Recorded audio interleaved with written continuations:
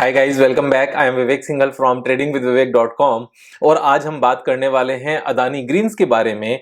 Adani green stock को यहाँ पर डिस्कस करने का मेरा पर्पस है कि यहाँ बैलेंस शीट में कुछ ऐसे पॉइंट्स हैं, बैलेंस शीट एंड बिजनेस दोनों को मिलाकर, यानी कि फंडामेंटल्स कुछ ऐसे पॉइंट्स हैं जो हमें हमेशा याद रखने चाहिए इस स्टॉक में ट्रेड करने से पहले। तो यहाँ मेरी किसी भी तरह की रिकमेंडेशन नहीं है बाय या सेल करने की। जो भी डिसीजन है वो आपका है, लेकिन बाय या सेल करने की डिसीजन लेने से पहले ये 3 पॉइंट्स जो मैं आपके साथ अभी डिस्कस करने वाला हूं, इनको एक बार अगर हम गो थ्रू कर लेंगे, आप गो थ्रू कर लेंगे, तो थोड़ा सा डिसीजन लेना बेटर होगा। शायद हम कोई बड़ा रिस्क लेने से बच जाएंगे। लेकिन आगे बढ़ने से पहले यहाँ कुछ इंपॉर्टेंट पॉइंट्स हैं।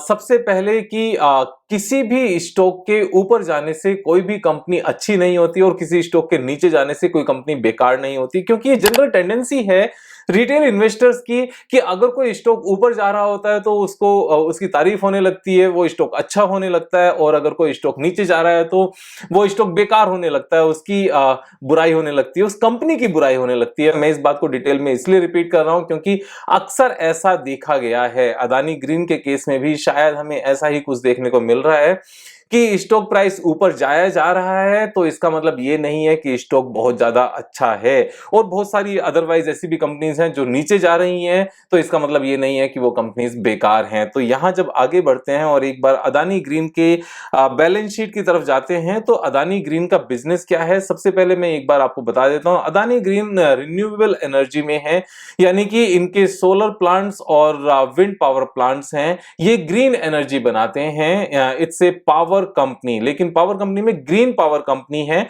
This is not thermal based power company. तो यहां एनटीपीसी जैसी कंपनी नहीं है, पूरा पूरा सोलर और विंड एनर्जी से इनकी बिजली बनती है। अब अगर इसके फंडामेंटल्स की यहां पर बैलेंस शीट की बात करने लगे, then market capitalization is almost 3 lakh crore rupees. अब 3 लाख करोड़ कितनी बड़ी अमाउंट होती है, इस चीज को समझने के लिए मैं यहां पर क्या करता हूं, एक बार स्क्रीनर.इन ओपन करता हूं, यहां पर स्क्रीन पर जाता हूं, क्रिएट न्यू स्क्रीन करता हूं, and market capitalization more than, यहां पर सेम फिगर ले लेते हैं 294,000 crore, and run this query. There are only 14 companies जो मार्केट कैपिटलाइजेशन में 2,94,000 करोड़ से बड़ी हैं, यानी कि अदानी ग्रीन से बड़ी सिर्फ और सिर्फ 13 कंपनीज हैं जो लिस्टेड हैं यहां पर। अदानी ग्रीन 14 नंबर की सबसे बड़ी कंपनी है मार्केट कैपिटलाइजेशन के पॉइंट ऑफ व्यू से। लेकिन अगर हम यहां पर सेल्स की बात करने लगे तो इसकी सेल्स कितनी बड़ी है, अगर हम क्वार्टरली सेल्स की बात करने लगे तो सबसे छोटी सेल्स है। बात समझ में आती है, सबसे छोटी है, ऑफ कोर्स सबसे छोटी होगी यहां, क्योंकि इनमें सबसे छोटी भी कंपनी है ये। लेकिन अगर हम यहां पर नेट प्रॉफिटेबिलिटी की बात करने लगे तो बाकी सबके कंपैरिजन में कितना नेट प्रॉफिट है, just 473 crore rupees net profit of last 12 months. अब यहां पर इससे ऊपर जो आईटीसी है, आईटीसी की मार्केट कैपिटलाइजेशन कितनी है, इससे थोड़ी ही ज्यादा है, सिर्फ 10% ज्यादा है, 3,27,000 करोड़ रुपीस। लेकिन नेट प्रॉफिटेबिलिटी का कितना बड़ा इंपैक्ट है, नेट प्रॉफिटेबिलिटी इज 14,000 करोड़, और यहां पर कितनी है, 473 करोड़। इस चीज को थोड़ा सा और आसान करने के लिए मैं यहां पर क्या करता हूं, क्रिएट न्यू स्क्रीन पर जाते हैं, and market capitalization more than, यहां पर हम करते हैं ऑलमोस्ट 1 लाख करोड़। तो 1 लाख करोड़ करने से इससे बड़ी, इससे छोटी दोनों तरह की कंपनी आ जाएगी। मार्केट कैपिटलाइजेशन इसको सॉर्ट कर लेते हैं। अब यहां अदानी ग्रीन से छोटी सारी कंपनीज आ जाएंगी। अदानी ग्रीन से छोटी में अगर आप देखते हो तो यहां कौन कौन सी कंपनी आ जाती हैं, यहां एशियन पेंट भी इससे छोटी ही है। और अगर हम 1 क्वार्टर की प्रॉफिटेबिलिटी को छोड़ देते हैं, एक बार पूरे साल की प्रॉफिटेबिलिटी को ले लेते हैं, सो पूरे साल की प्रॉफिटेबिलिटी यहां पर net profit for the last 12 months हम अगर देखें, एशियन पेंट का नेट प्रॉफिट 3,000 करोड़ है, अदानी ग्रीन का 473 करोड़ है, जबकि एशियन पेंट छोटी कंपनी है। HCL टेक्नोलॉजीज 11,000 करोड़ रुपीस का नेट प्रॉफिट है एक साल का, और अदानी ग्रीन का 473 करोड़ है, जबकि उससे छोटी कंपनी है Maruti Suzuki 3,000 crore, Adani total gas again Adani group की इसी तरह की company, and Adani enterprises, Adani transmission. लेकिन उसके नीचे हम आते हैं विप्रो। विप्रो इन सबसे छोटी कंपनी है, एंड विप्रो का 1 ईयर का प्रॉफिट है 12,000 crore rupees. Avenue supermart again one of the very highly valued company, और उसके बाद एल&टी की बात करने लगे तो 8,000 करोड़ का नेट प्रॉफिट है, Sun Pharma 6,000 crore, Axis Bank 12,000 crore, और जबकि एक्सिस बैंक की मार्केट कैपिटलाइजेशन 2 लाख करोड़ से भी कम है, और अदानी ग्रीन की यहां पर 3 लाख करोड़ के आसपास है। 3 लाख करोड़ की मार्केट कैपिटलाइजेशन वाली कंपनी का नेट प्रॉफिट कितना है? Just 400 crore rupees. मैं यहां पर देख लेता हूं, यस 489 करोड़ रुपीज, और एक्सिस बैंक का है 14,000 करोड़ रुपीज। तो यहां इससे थोड़ा सा हमें रिलेटिव टर्म्स में पता चल जाता है कि वैल्यूएशन कितनी ज्यादा हाई है, एक्सट्रीमली ओवर हाई वैल्यूएशन है। और अगर हम इसके पीई रेशो की बात करने लगे तो 680 का पीई है। 680 का पीई होना means this is an absurd valuation. यहां पर मैं स्टॉक की कंपनी की क्वालिटी की बात कम कर रहा हूं, यहां पर अभी इस पर्टिकुलर पॉइंट पर वैल्यूएशन की बात कर रहा हूं। तो जब ये वैल्यूएशन इतना हाई है तो ऐसे में इतने हाई वैल्यूएशन किस पॉइंट पर, किस लेवल पर, किस रीजन से सस्टेन होते हैं? सिर्फ इस रीजन से सस्टेन हो सकते हैं कि हमें पता है विद इन 1 ईयर दिस जो नेट प्रॉफिट है, ये नेट प्रॉफिट 10 टाइम्स हो जाएगा, 20 टाइम्स हो जाएगा। इनकी जो एसेट्स हैं वो अभी अंडर कंस्ट्रक्शन है, और जैसे ही फैक्ट्री लगकर तैयार हो जाएगी यहां पर सेल्स 10 टाइम्स हो जाएगी, नेट प्रॉफिट 15-20 टाइम्स हो जाएगा। लेकिन क्या ऐसा है एक्चुअल में? तो एक बार इसके फिक्स्ड एसेट्स की तरफ जाते हैं, और फिक्स्ड एसेट्स की तरफ जाकर पता चलता है कि कितनी इनकी आज की डेट में एसेट्स हैं। Those are operational assets. जिनको ऑपरेशनल एसेट्स को यूज करके इनका नेट प्रॉफिट आया है वो कितनी है? That is 28,000 crore rupees. और सीडब्ल्यूआईपी कितनी है? 20,000 करोड़ रुपीज। मींस जो ये रेवेन्यू एंड नेट प्रॉफिट आ रहा है 489 करोड़ रुपीस का जो नेट प्रॉफिट है वो कितनी एसेट्स को यूज करके है? 28,000 करोड़ रुपीस की एसेट्स को यूज करके है। और सीडब्ल्यूआईपी में अंडर कंस्ट्रक्शन कितनी कैपेसिटी है? दैट इज 19,000 को, 20,000 को, यानी कि जितना अभी है उससे कम, उससे कितना, उससे उसका 2/3। तो अगर 500 करोड़ के आसपास का यहां पर नेट प्रॉफिट है, और अगर हम सेम रेशो की बात करने लगे हैं और सेम रेशो से हम डबल की भी बात करने लगे तो यहां पर नेट प्रॉफिट कितना हो जाएगा? It will be somewhere around less than 1,000 crore rupees. अगर 1,000 करोड़ रुपीस हो भी जाता है और हम फ्यूचर ग्रोथ को, इसको जो फ्यूचर ग्रोथ होने वाली है उससे जो प्रॉफिटेबिलिटी आने वाली है, अगर हम उसको करंट वैल्यूएशन में यहां पर मार्क भी करने लगे हैं, उसको कंसीडर भी करने लगे, तब भी इसकी जो पी रेशियो है वो कितनी हो जाएगी? वो 294 की होगी, ऑलमोस्ट 300 की। तो ये वैल्यूएशन कहीं से भी यहां पर सस्टेन होते हुए नजर नहीं आते। सो फर्स्ट पैरामीटर क्या मैंने आपको बताया? Very high valuation. Second point मैंने क्या बताया? This is not a service company की हमें एक बहुत बड़ा सा क्लाइंट मिल जाएगा, बहुत बड़ा सा क्लाइंट मिलने से हम immediately with in next 2 months और 3 मंथ्स अपनी रेवेन्यू को 3 टाइम्स कर सकते हैं, 4 टाइम्स कर सकते हैं, या फिर अपने नेट प्रॉफिटेबिलिटी को 10 टाइम्स कर सकते हैं with in a year. This is एक कैपिटल इंटेंसिव इंडस्ट्री जहां पर अगर अपनी रेवेन्यू को और अपने नेट प्रॉफिटेबिलिटी को हमने बढ़ाना है तो बहुत बड़ी क्वांटिटी में एक कैपिटल चाहिए होती है। जैसा हम यहां पर देख भी सकते हैं कि 20-30,000 करोड़ रुपीस की एसेट्स वाली कंपनी की जो नेट प्रॉफिटेबिलिटी है वो सिर्फ 489 करोड़ है, यानी कि टोटल फिक्स्ड एसेट्स का 1.5% और 1.6% के आसपास का यहां पर नेट प्रॉफिट आता है। और अगर इसको अपनी प्रॉफिटेबिलिटी बढ़ानी है तो यहां पर इसको 10 टाइम्स करना पड़ेगा, जो प्रैक्टिकली पॉसिबल है ही नहीं। उसका क्या रीजन है? यहां तो मैंने फर्स्ट पॉइंट बताया आपको हाई वैल्यूएशन का, सेकंड मैंने आपको पॉइंट बताया लिमिटेड ग्रोथ का, क्योंकि यहां पर ग्रोथ एकदम से नहीं आ सकती। This is not a service company.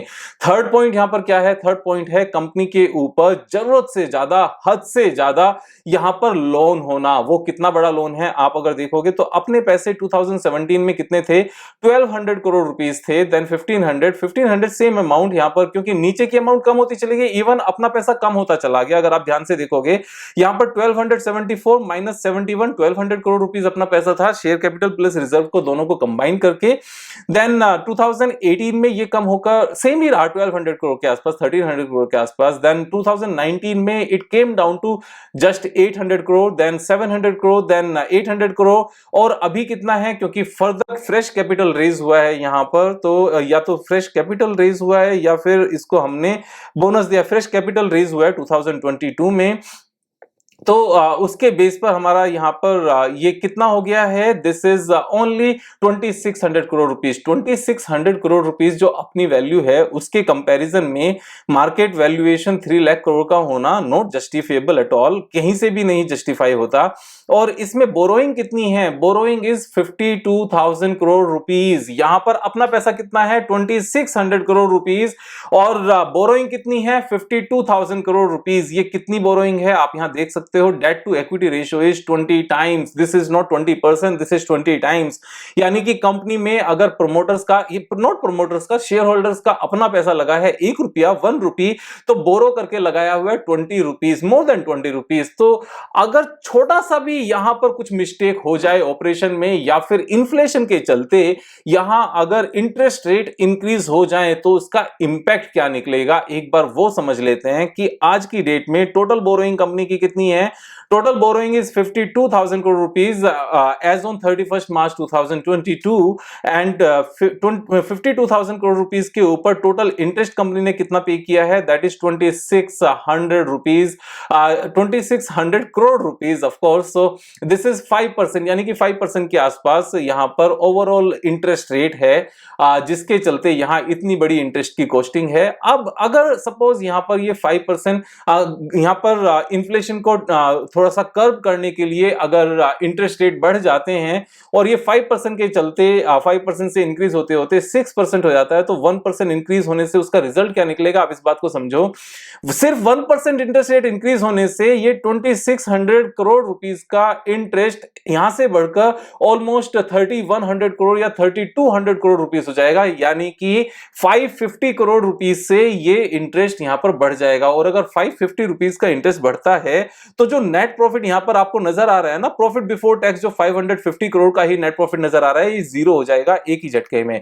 तो इतना बड़ा इंपैक्ट हो सकता है। और यहां पर मैं बात कर रहा हूं 1% इंटरेस्ट रेट बढ़ने की, और हो सकता है अगर ये इन्फ्लेशन थोड़े से लंबे टाइम तक चल गया, जिसकी प्रोबेबिलिटी काफी कम है बहुत लंबे टाइम तक चलने की, लेकिन क्योंकि फ्यूचर अनसर्टेन होता है, तो धीरे धीरे ये शायद बढ़ भी सकता है। जो इस तरह की कंपनीज है, जो यूटिलिटी कंपनीज हैं, इनके पास प्राइसिंग पावर नहीं होती। ऐसा नहीं होता कि अगर इनकी इनपुट कॉस्ट बढ़ जाए तो ये अपनी प्रोडक्ट के प्राइसेस को इमीडिएटली बढ़ा सकते हैं, उतना पॉसिबल इनके लिए नहीं होता। उस तरह की चीजें हिंदुस्तान यूनिलीवर, डाबर, इस तरह की कंपनीज के पास होती हैं, जिनके प्रोडक्ट को कोई भी यूज करना बंद नहीं करता, भले ही वो 2-3% से यहां पर इंक्रीमेंट हो जाए। तो यहां अगर ये थोड़ा सा भी इंटरेस्ट रेट अगर बढ़ जाता है, तो इस कंपनी के लिए एक बहुत बड़ी मुसीबत खड़ी हो सकती है। एक बात और आप ध्यान से समझो कि टोटल इंटरेस्ट कितना है कंपनी का, 2600 करोड़, एंड टोटल रेवेन्यू कितनी है, 5000 करोड़। यानी कि जितनी पूरी रेवेन्यू है, उस रेवेन्यू का 50% से ज्यादा ये कंपनी इंटरेस्ट पे कर रही है। अगर रेवेन्यू पर थोड़ा सा इंपैक्ट आया या इंटरेस्ट रेट पर थोड़ा सा इंपैक्ट आया, तो शायद सर्वाइवल यहां पर मुश्किल हो जाएगा। तो ये 3 पॉइंट्स हैं। Number 1, highly valued company in terms of P ratio, 680 का पी रेशो कभी भी सस्टेनेबल नहीं होता। सेकंड, यहां पर कंपनी में अगर ग्रोथ को बनाकर रखना है, तो बहुत ज्यादा लोन लेना पड़ेगा, क्योंकि अपने जो कैश जनरेशन है वो इतना बड़ा नहीं है, क्योंकि प्रॉफिटेबिलिटी उतनी ज्यादा नहीं है। अब अगर और ज्यादा लोन लेते हैं, तो और ज्यादा लोन लेने की कैपेसिटी में कंपनी है नहीं, क्योंकि 20 टाइम्स का डेट इक्विटी रेशियो ऑलरेडी है। और third, of course, this is very highly leverage balance sheet. और ये कितनी लिवरेज बैलेंस शीट है, मैं अगर आपको यहां पर दिखाऊं, जो हमने यहां पर सर्च किया हुआ है, 2 लाख करोड़, 1 लाख करोड़ से बड़ी वाली कंपनी डेट इक्विटी रेशियो कितना है, मैक्सिमम अगर हम देखें 20 टाइम्स। सो 20 टाइम्स है, जबकि जो स्टेट बैंक ऑफ इंडिया है उसका भी 14.85 टाइम्स है। Where as State Bank of India, जितनी भी बैंकिंग कंपनीज होती है, उनका तो मेन बिजनेस ही उधार लेकर उधार देना है।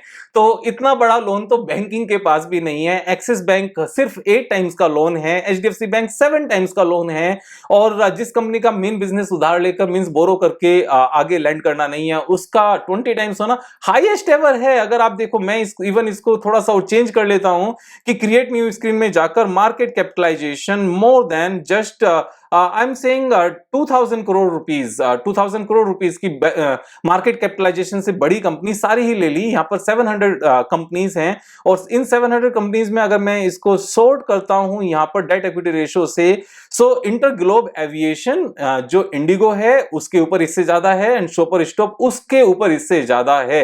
अदरवाइज इस अदानी ग्रीन के ऊपर सबसे ज्यादा लोन है in terms of debt equity ratio. Absolute terms की बात नहीं कर रहे हैं, डेट इक्विटी रेशियो की बात कर रहे हैं। तो very highly leverage balance sheet है। यहां आपने जो भी डिसीजन लेना है वो ध्यान से लेना है, सोच समझ कर लेना है। अब अगर टेक्निकल चार्ट पैटर्न की बात करने लगे, so this stock has gone up almost 30 times in last 3 years, 60 times. और ये कितने टाइम्स गया था? इससे ऊपर भी गया था, अभी तो नीचे आ गया, 97 टाइम्स गया था जस्ट 3 इयर्स में। और अभी भी 97 टाइम्स, तो चलो तब गया था लेकिन अभी भी काफी ऊपर है। और वो कितना ऊपर है? अभी भी 60 टाइम्स के आसपास है। और ये 60 टाइम्स जो रनअप किया है, 60% की बात नहीं कर रहा हूं, 60 टाइम्स जो इसने रनअप किया है वो किस सिचुएशन में किया है? क्या इसका नेट प्रॉफिट इतना ज्यादा इंक्रीज हुआ है? नो, इतना ज्यादा एज सच कुछ नहीं हुआ। सिर्फ और सिर्फ लॉस मेकिंग कंपनी से थोड़े से प्रॉफिट मेकिंग कंपनी बन गई है। अगर बैलेंस शीट की बात करने लगे तो जो अपना पैसा यहां पर 800 करोड़ था वो इंक्रीज होकर 2600 करोड़ हो गया। सिर्फ इतना हुआ है, उससे ज्यादा कुछ नहीं हुआ। सो आप खुद से समझदार हैं, डिसीजन कैसे लेना है। मेरी बात यहां पर फैक्ट्स एंड फिगर्स को देखने में, सीखने में यूज करनी है। मेरी यहां पर किसी भी तरह की रिकमेंडेशन नहीं है। आप अपना ख्याल रखिए, मजा करते रहिए। कल फिर मिलेंगे एक नए वीडियो के साथ, तब तक मजे करिए। Thank you so much, have a nice day.